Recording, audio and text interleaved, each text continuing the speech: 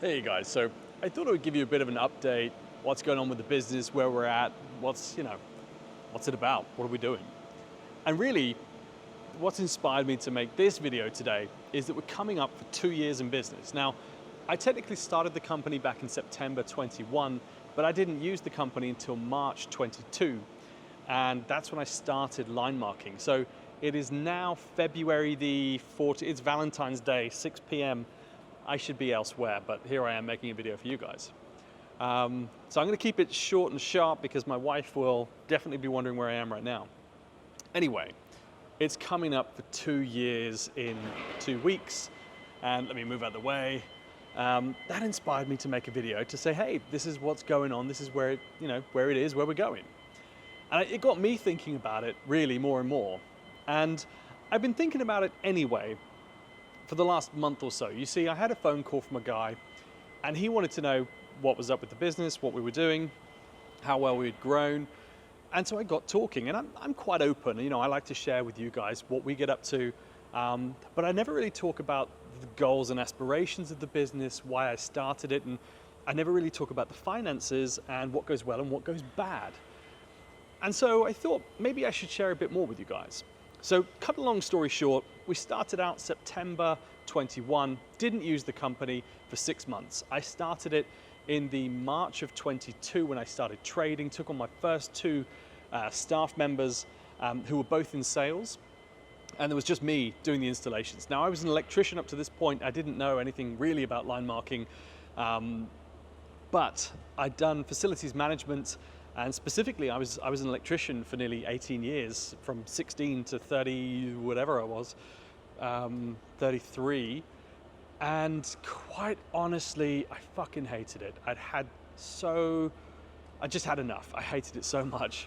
Now, I've had a few companies that I've started over the last 5 years, and I've started 5. 4 of them, well, 3 of them have not gone as well.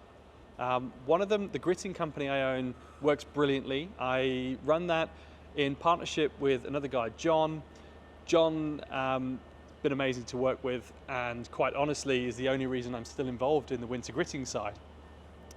And I really like that business because it just works well for me.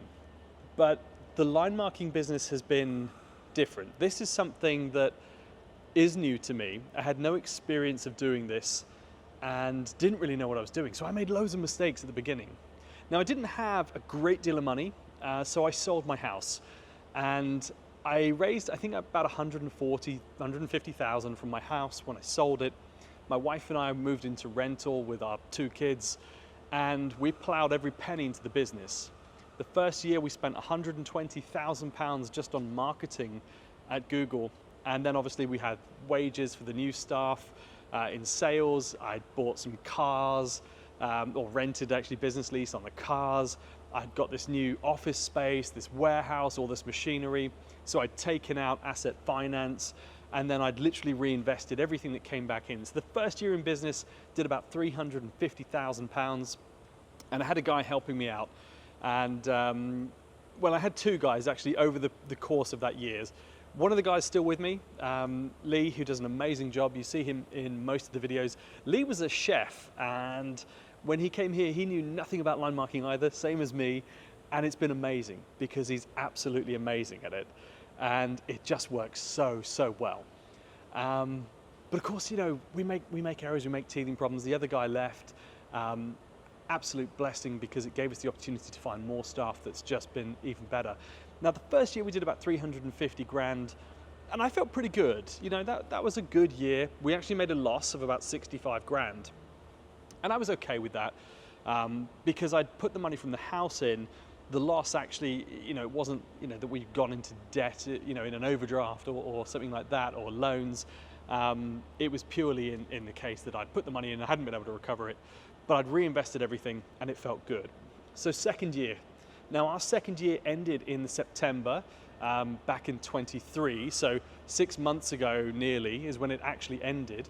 For that year we did 650,000, give or take. Now I thought for year 2, that was pretty cool. Now for that one, again, we made ever so slightly a little bit of a loss on it. but things were looking great. In fact, our staff are up to 10 staff. We've moved offices again. We've actually moved to a smaller offices to save some money, and a bigger warehouse, but a smaller separate office, saving us thousands of pounds a month. Actually, it works much better. We've also, I made errors in picking staff again. We had a bit of a changeover of staffing, and that comes with its teething problems. What we do, the nature of this job, it's not a normal 9 to 5. Our customers need us out of hours like this. When they're not here, they need us at weekends. They need us, at really inconvenient times. That doesn't work for everybody. So this sort of business, it's not a typical 9 to 5. Anyway, year 2 ended September. Ever so slight loss, but really, really good. All the same, business looking amazing. Now we're into technically our year 3 in terms of our accounting period, but this is actually literally coming up for 2 years, 2 weeks time, that I'll have been doing line marking. Now for this year, we've done 400 and odd thousand in the first quarter. Now that's amazing because last year we did 650,000 for 12 months. This time we've done 400,000 in just 3. So if we were to carry on that trajectory, we'd hit 1.6. Now the truth is, I don't think we'll hit 1.6 this year. I think it'll probably plateau.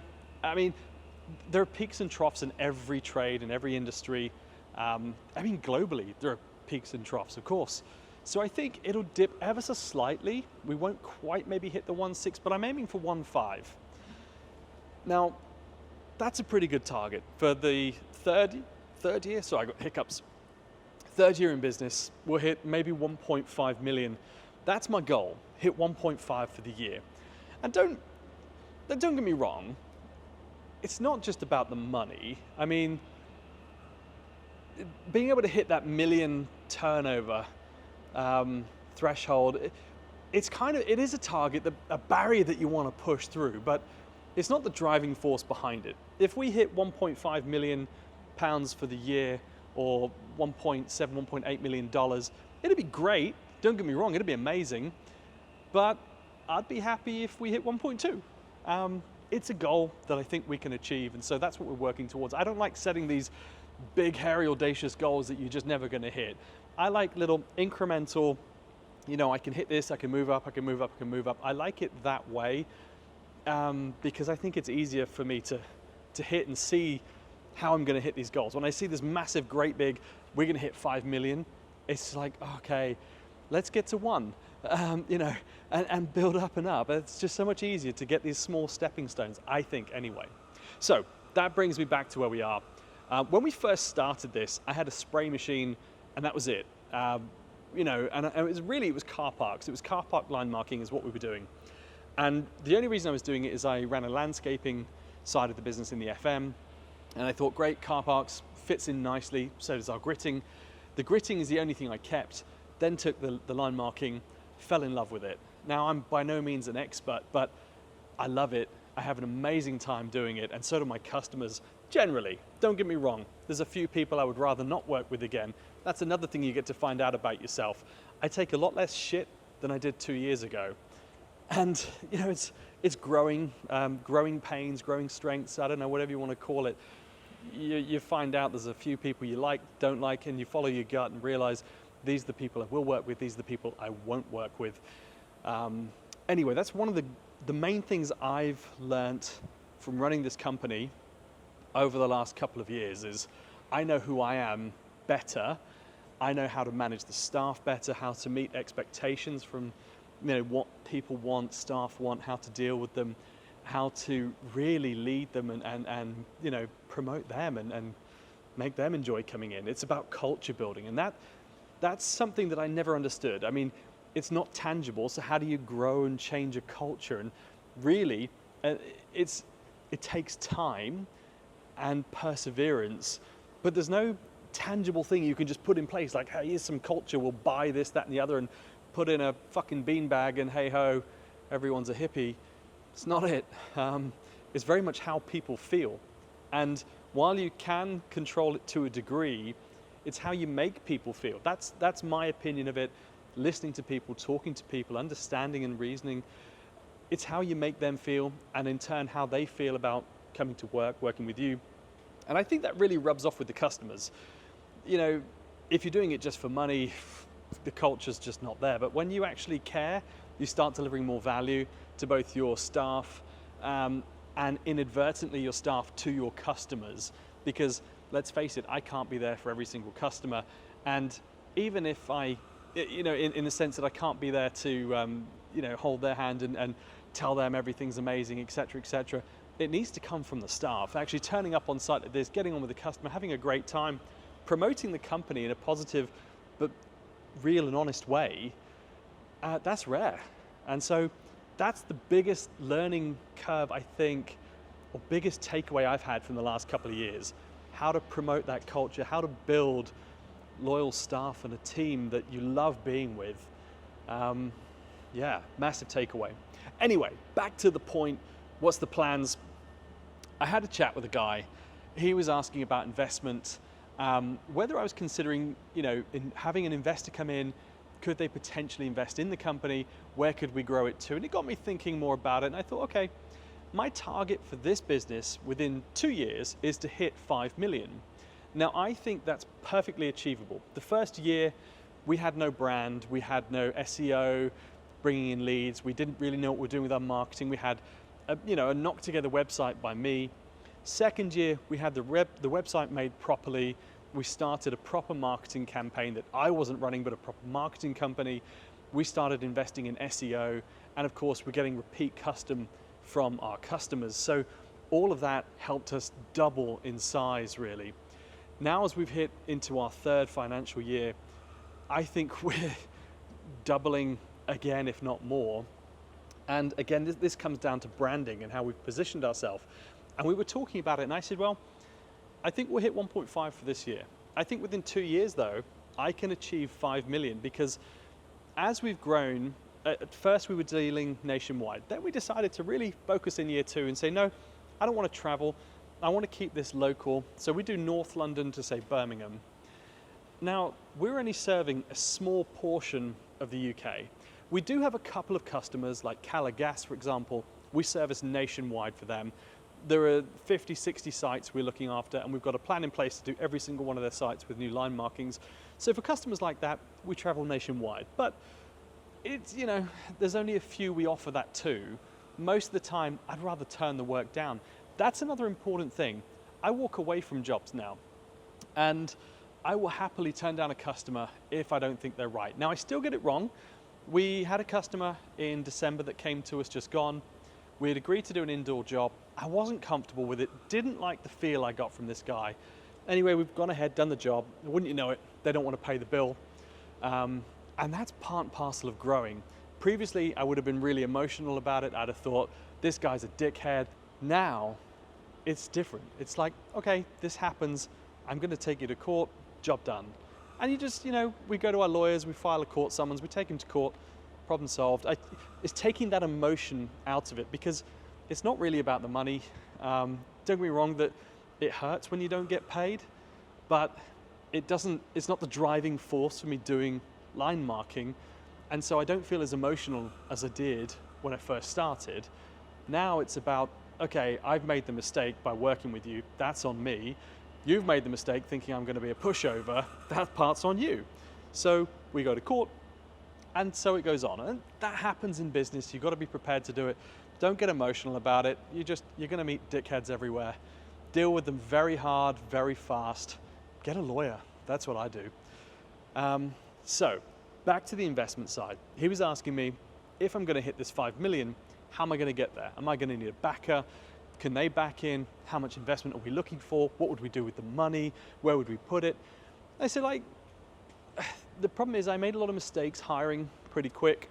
I spent a lot of money the first year marketing. You know, I spent 135,000 odd the first year in ads. I've cut that down to 50,000 for year 2, doubled my sales. So, you know, and there's a lot of changes and processes. We've changed how our quotes look, how we respond to people, how we put the quotes together. We've changed our pricing model. There've been a lot of changes, but of course, The only reason you make a change is because you made a mistake. There's no other reason to change anything unless you've made a mistake. And a lot of the time people I think are afraid of change, but that's not a bad thing. It's identifying you've made a mistake, something doesn't work as well as it could or should, so we're going to change it, make it better. And usually that works out provided you're doing it for the right reason. If it's not because of an error or mistake, then why change it? So anyway, he asked what I would do with the money. And I thought about it and I thought, I don't know if I even want an investor. So instead what I did, I went to another company and I got some advice, and they help with investment pitches.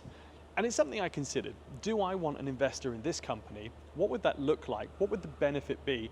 Because ultimately, if it's just a case of me hitting that 5 million turnover mark in 2 years, I'm happy to wait 3 or 4 or 5 years and do it on my own. Unless I get the right person, the right company, there's no benefit. You see, it's not the money that's driving it. You should have a target, a financial target, 100%. But your business could be number of users, or it could be uptime. It could be whatever your goal is, conversions. You can make a goal at whatever you want. Just only have a few is what I would say. I just have a couple of goals. That is literally it. And I started out, and it's not materialistic to do it this way. A lot of people think, you shouldn't aim for a financial goal. It's money that's driving you. It's not. As I say, if it takes me 2 years or 5 years, it doesn't make much of a difference to me. It's a goal that I know I can hit, a level I can achieve comfortably. Now, I could turn this business into a 50 million, 20 million, whatever I want to turn it into. I know I can because there are companies out there that already have. And I think if they can do it, sure as shit I can do it. So I can take market share or potentially grow our market into a further blue ocean by, looking at other areas. But for me, it's not been world domination that I'm interested in. I want to hit that 5 million mark because that's what I want. That's literally it. I want to be able to achieve it and go, yep, I've done that. I know I can do it. If I can do it here, I can do it in other places too. And so anyway, that's the goal. It's 5 million.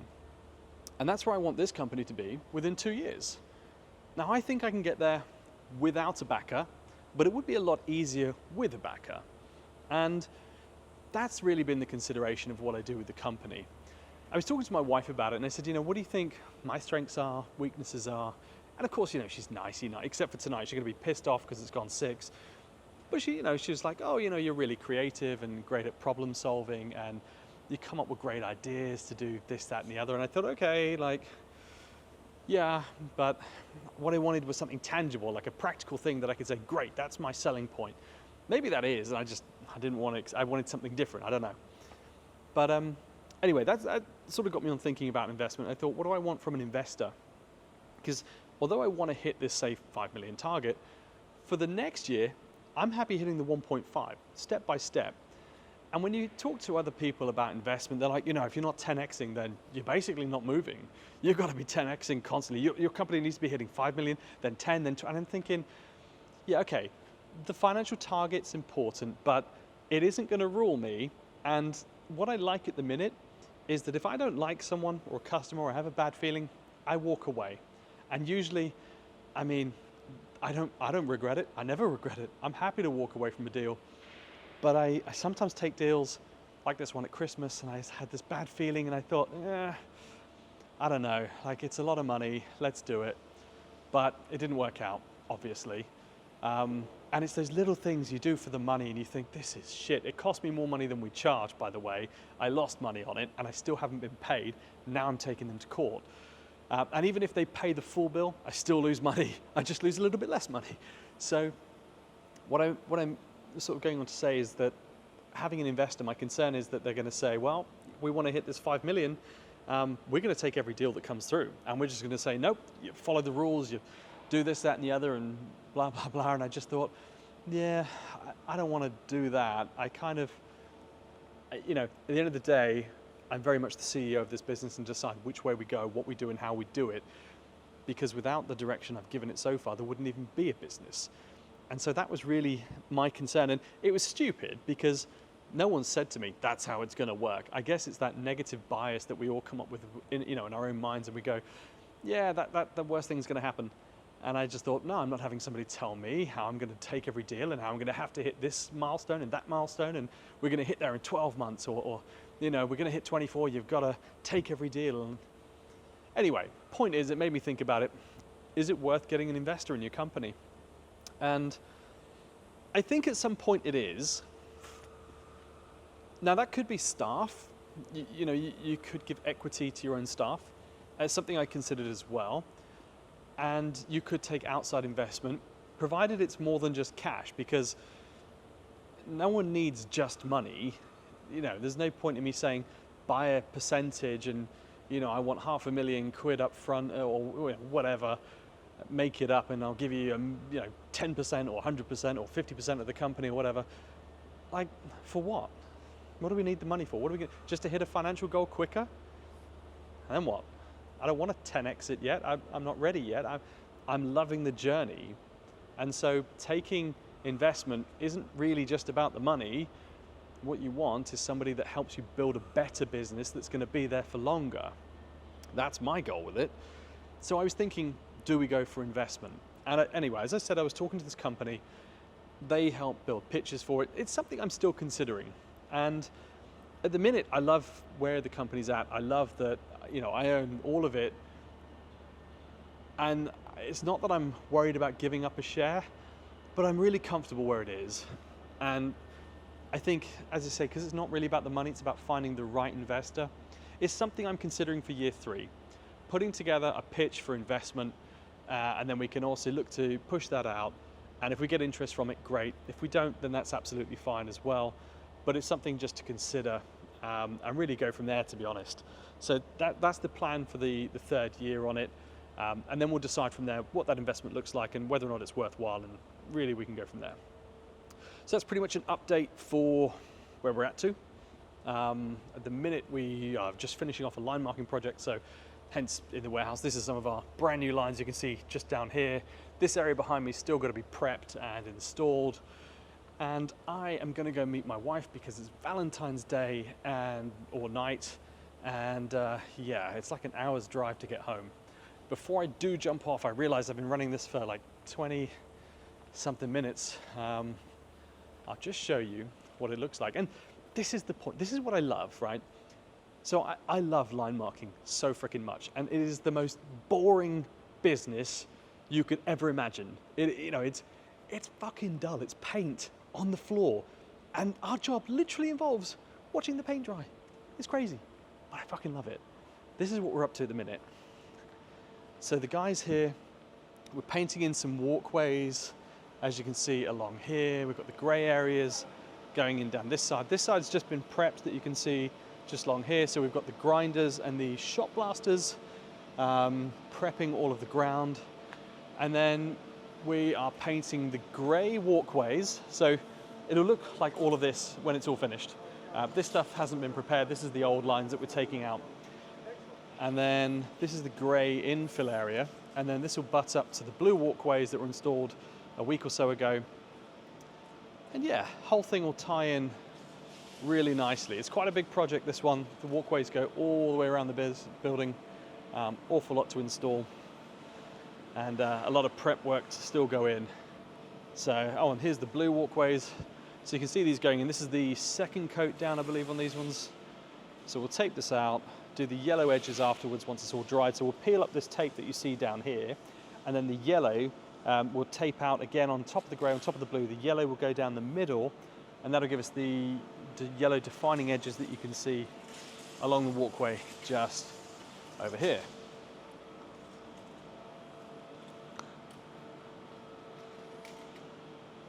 Is this the walkway coming down here, is it? No, that's a new box going back in to park there, Genie Lift. Oh, so that's same as that grey box there, so we'll have that. Not quite wide, there's markings roughly where it is. Yeah. And then they're having a red box for the fire extinguisher. Nice. Looks pretty cool. Job coming up. Anyway, that's it for this video, and I will see you guys in the next one.